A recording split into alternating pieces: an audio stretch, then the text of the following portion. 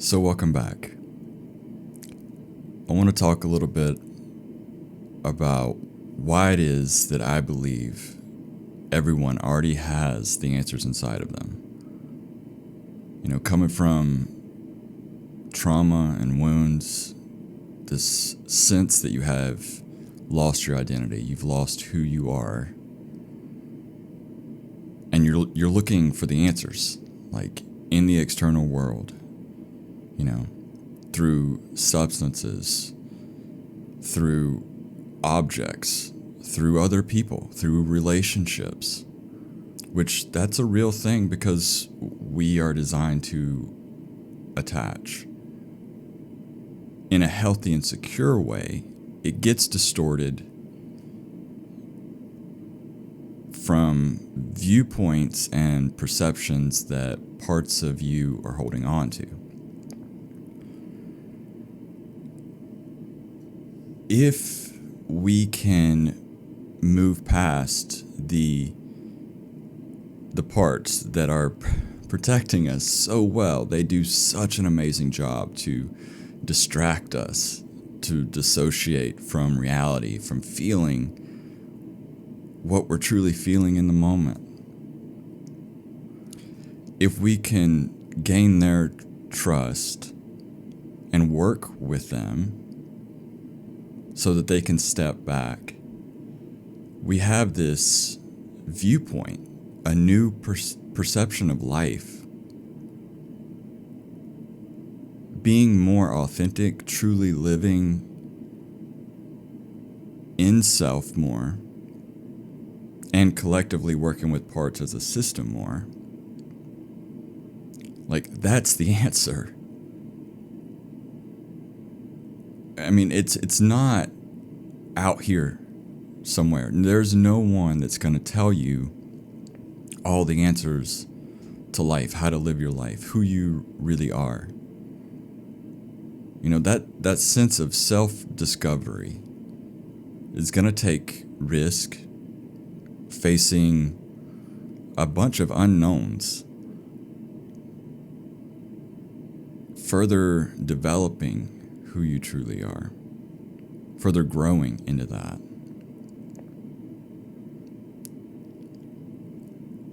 I know every individual, though, has that in them already.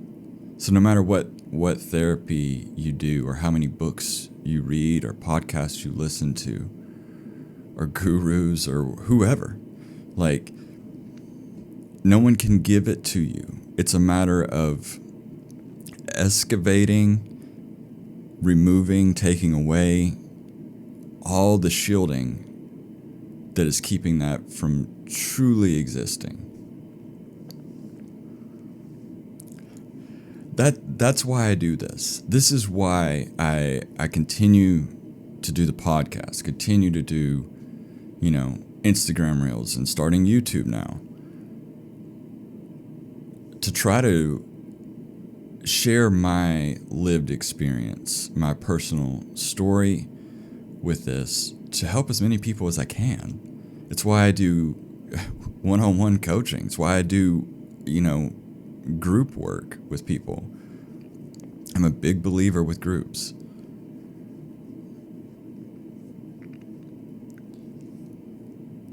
If we can break down the walls and these protective mechanisms, the mask that people wear when they show up in community, in society, I truly believe that there will be a lot more curiosity and openness, and a lot more compassion that people can have with other people, with the planet, with animals, with all of creation.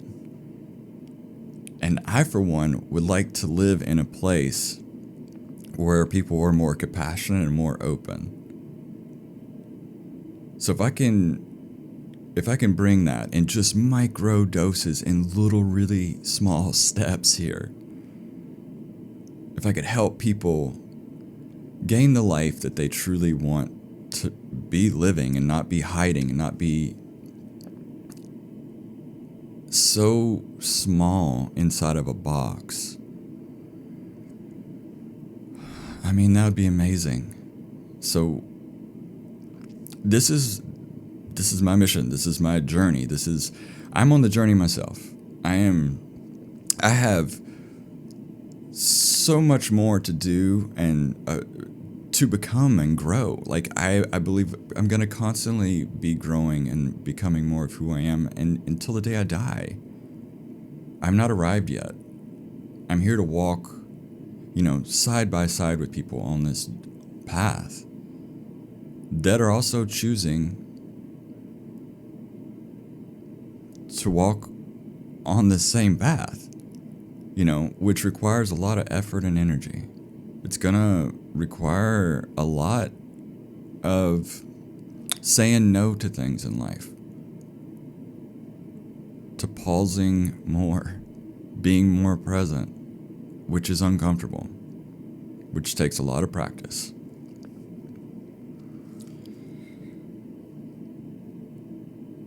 So, for me, when I started witnessing more of a shift, more of a change in my own life of having more space for my parts and not being so blended with them. And what I mean by that is having a lot of anxiety, ruminating thoughts, getting angry, wanting justice, wanting things to be right, wanting a redo with situations that happen in my life that cause me a lot of pain. Which none of that is necessarily wrong at all. There's no right. I'm not saying that's right, wrong. It's not black or white. However, when I'm consumed by that, I'm not moving forward. So I started witnessing this more by putting into practice. One, photography was a huge thing for me. And you can use all sorts of things. I mean, do Tai Chi, take Aikido lessons, some martial arts classes. Phenomenal at doing this as well. Yoga. Sitting with yourself in the middle of the woods. I mean, I use photography and sitting with myself in the middle of the woods. I would literally walk a mile plus into the woods, get off trail so I knew there wasn't going to be people walking past me or that could hear me or just really interfere with my little sacred space that I would carve out here. And I would sit there for hours with a journal notebook, with pen and paper,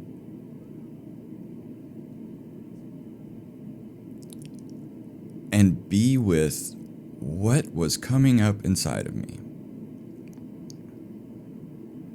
The anxiety, the ruminating thoughts, the anger, the wanting to do a redo, the wanting justice. I would sit with all that, with the despair and heartbreak, with grief, with all this suffering that I was putting on myself, all the shame, weight. I would sit with that and not run away from it.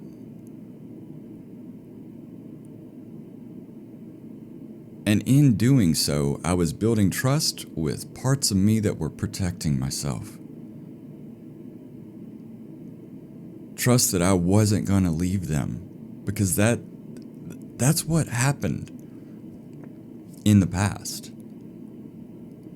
I believe that's why wounds occur. That's why trauma exists, because there was no one with you in the experience that was truly connected with you. There might have been someone there, but they were not attuned with you.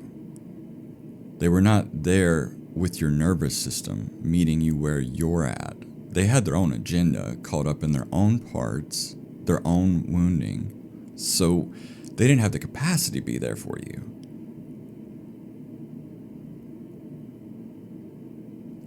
So with me sitting in the forest, I I could bring self energy into that space with parts of me that never received that. So when you are developing as a human being and you grow up in an environment where people don't have the capacity because they haven't learned that and they're dealing with their own stuff to meet your nervous system where it needs to be met and comfort you, have compassion with you. Parts of you get developed with strategies to get those needs met that are external. Let's control the external environment as much as we can. Let's self-soothe as much as we can, whatever that may look like, which is absolutely brilliant. It's being in survival and learning to adapt to where you're at. That's genius.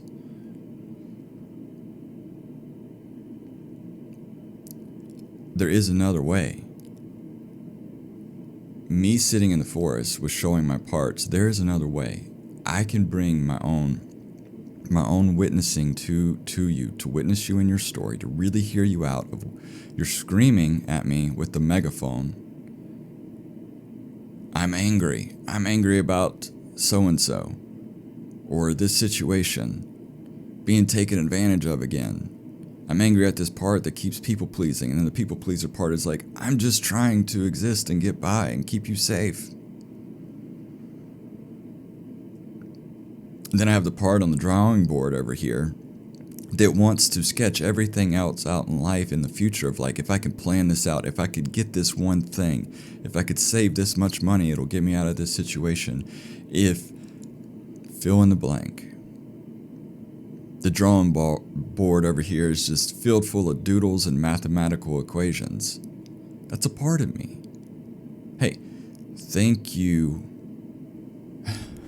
Thank you, very analytical part. However, it's not helping me actually progress in my life because I'm stuck over here on the drawing board trying to figure everything out. I appreciate your effort and all the hard work you do. Can you trust in me that I can make the right decision in the moment based off of my intuition and let that guide me? I don't know where that's going, but I have to trust that that is going someplace far better than I ever dreamed of. So this is how it started changing my life.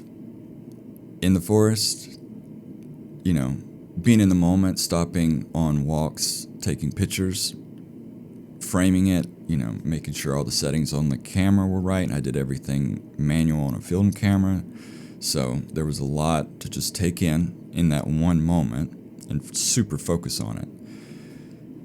And it helped me tune out all the people, all the distractions, all the wanting to grab, do this thing, and just be here. So it started changing my life with truly being more present. And when I started being more present, I was able to make shifts subtly, more in alignment with who I am, what I was created to be doing, what I feel like my calling is, what I feel like my mission is, what I feel like my journey is to be on. And within that alignment, it brought me here. Now, I don't know where that's going in the future, which is stressful. Like I said, I don't have all this figured out. It's stressful not knowing. It's stressful with, having to pay bills, having to buy groceries, living in a society, in an economy really that's like really difficult because everything is always increasing and the funds are not there. I mean, I'm just being relatable here because I think everybody feels stress. I mean, with a sped up society and everything's accelerating to a point that the human body can't even really match that speed, right? It's like this disconnect and tension. How do we do that? We make a conscious decision to take care of ourselves first and slow everything down. It changed my life so much because I'm actually living.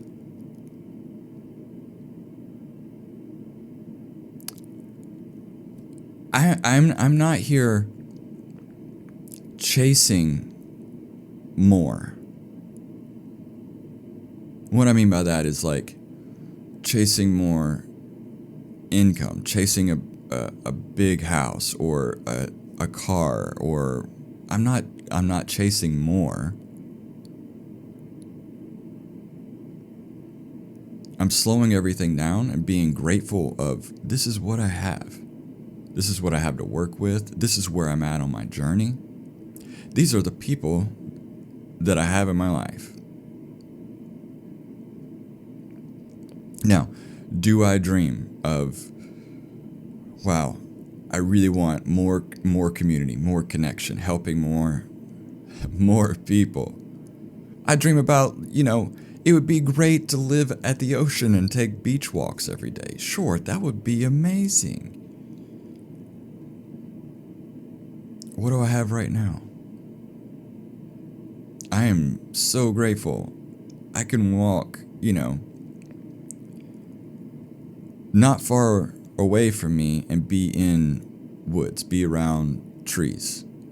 That is amazing. No, it's not the beach. Do I need the beach right now? No. Everything I have,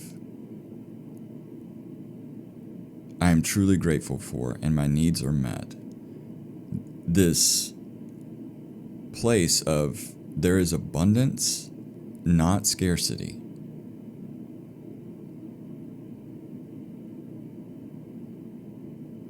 That's a huge life shift for me because I'm not living in a survival state. I'm living in a presence state. This is how much capacity I have today. This is how much I have to give to you right now.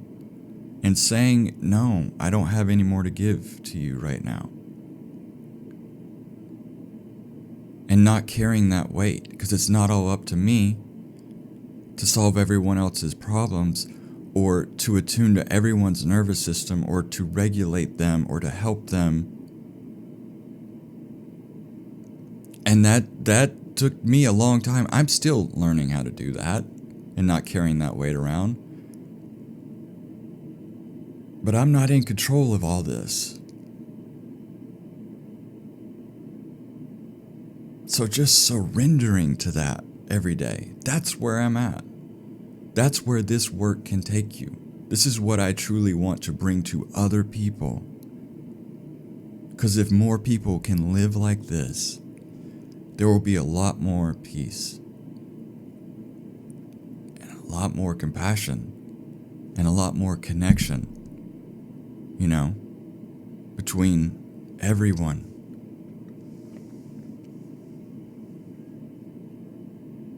So, going back to this belief that everyone already has the answers inside of them. Not external, inside of them, drives literally what I do. Because if I can help people awaken to that, to get out of the matrix, it's all an illusion. It's smoke and mirrors. Parts create this reality for you. And it becomes so real, you believe it. Because they're living on their own false perceptions and their own beliefs. And that can feel very real. I know, I was caught up in there for a long time. It's taking me years to get here. A lot of sacrifices, working jobs of paying no money so I could be there and listen to podcasts and audiobooks all day long while I'm doing a job, and doing that for years. That was part of my journey. Giving up everything, living out of my car for a while. In the forest. Like, literally, it will take sacrifices in your life, for sure. But I needed that time to really focus and be with myself, to take in information, knowledge, what are the tools, applying the tools, applying change in my life. I mean, it's been, over a decade for me on this journey. And I can't stress this enough with this. I'm still on this journey. My goal here is to help other people along that way so they don't have to continue this suffering or look for, this thing or this answer or whatever. If I can help them befriend parts of them, not be angry or upset at parts of them, like the inner critic that wants to come in and be like, why did you do that? You're such an idiot. Instead of wanting to kick them out and just be like, shut up or go away, be curious about them. Step towards them. Show them some compassion because they don't know what compassion is. The more you can do that, you are befriending them. They are trusting you. The inner critic will start melting and crying and sobbing because they don't want to do that job. You'll be amazed. They don't want to do that. It's just what they adapted to do. And they're carrying so much weight. So if I can help others alleviate that weight, alleviate the shame, take off rocks, let's empty that backpack that you've been carrying around for so long. What does that feel like when you set the backpack down? Oh, man. I didn't realize my shoulders were carrying that much tension. Feel like I can breathe again. My chest is expansive. Wow, I'm sitting up straighter. I feel like a new me. God, that's been happening for that long? Whew. Wait. You carry it and you don't even know you're carrying it. That weight gets shifted onto other people. You don't mean to do it. But it does because it's energy.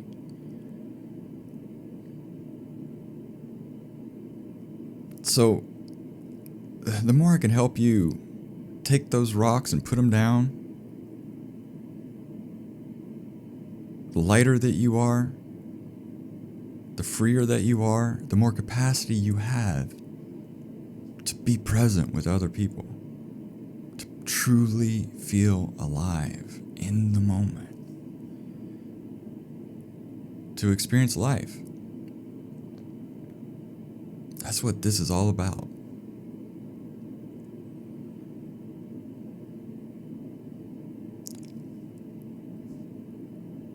So if this resonates with you,